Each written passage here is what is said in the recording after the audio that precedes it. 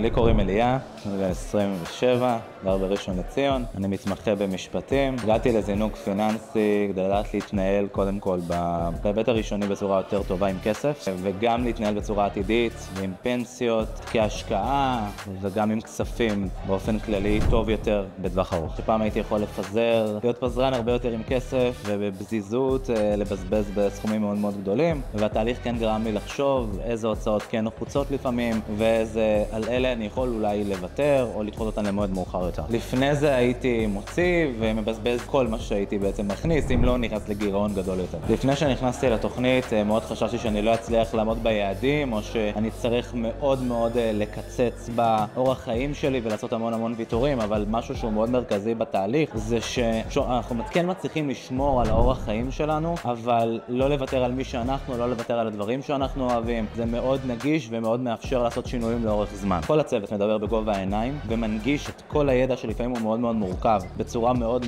נוחה לאדם שללא ידע מקצועי בתחום. היועץ שלנו, אוהד, זמין תמיד, עדן זמין בכל שאלה בקבוצה הגדולה. יש את הזומים הגבוהים. עצם זה שאתם זמינים כל הזמן זה משהו שמאפשר לבצע את השינוי בהרבה מאוד היבטים ללא חשש, כי תמיד אתם נמצאים שם. וחד משמעית אני מעודד אנשים לעשות את הצעד הקטן הזה שישפיע עליהם בענק.